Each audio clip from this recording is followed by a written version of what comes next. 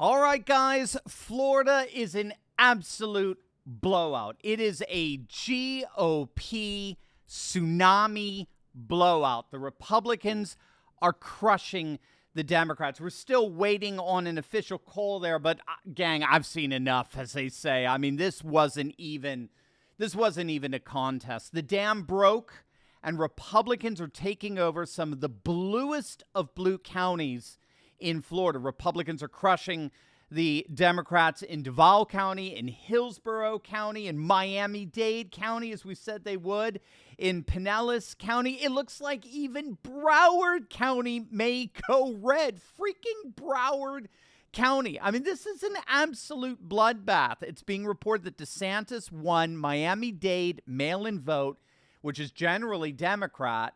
Mail-in votes in general are generally Democrat. He won the mail-in vote 54 to 46% by nearly 10 points. Rubio won at 43 to 46%. This is nothing short of a political realignment going on here. Remember, Miami-Dade was one of the most reliably blue counties in the country. 70% Latino. They voted for Hillary by 30 points in 2016. 4 years later in 2020, we saw some gain here. Trump lost it by only 7. And now in 2022, in the mail-in vote and early vote and the trends that we've been seeing all throughout the day today, the Republicans are conquering this blue county. And to add insult to injury, you ready for this? Charlie Crist, the Democrat gubernatorial candidate, if you want to even call him that at this point, he even lost his own congressional seat. He was Florida's 13th district representative. He gave up the seat to run for governor, and the seat flipped. It's going Republican.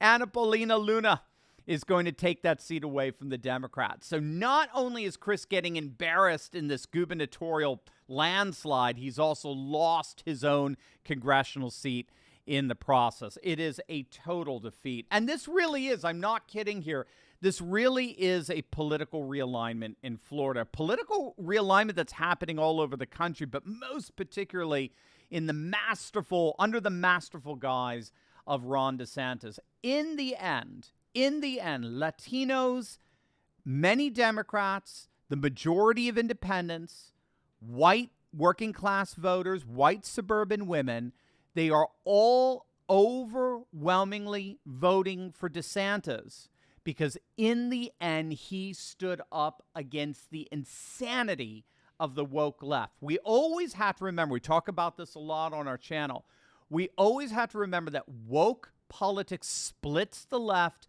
and unites the right? You guys all know, if you're a regular to this channel, if not, make sure to smack that bell and subscribe button. But we have studies that show that woke politics splits the left and unites the right. This was Glenn Youngkin's strategy in Virginia that he used masterfully to win the gubernatorial election there.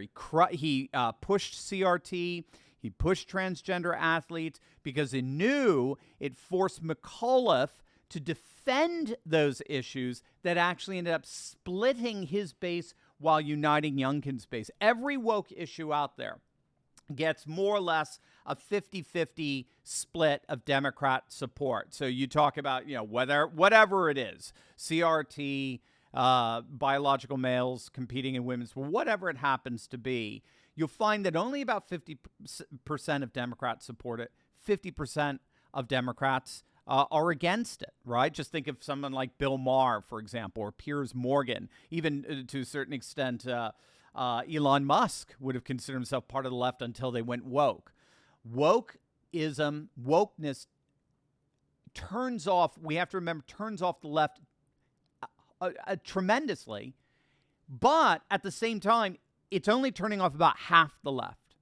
So 50% of the left support it, 50% don't. Whereas if you ask Republicans, if you ask the right, do you support any particular woke issue?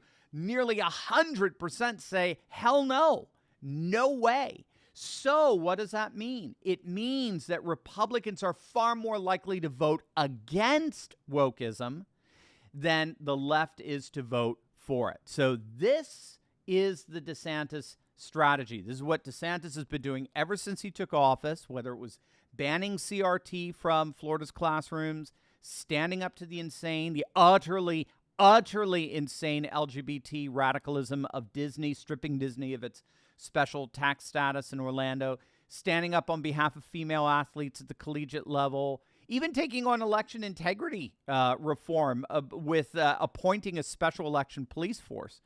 DeSantis, from the very beginning, made the culture wars the centerpiece of his governorship. And look at the result. Look at what is happening to Florida. Florida is emphatically not a purple state anymore. There is no way you could look at these results and call Florida a swing state. It's not even remotely a purple state. It is officially a solid red, ultra MAGA, anti-woke asylum.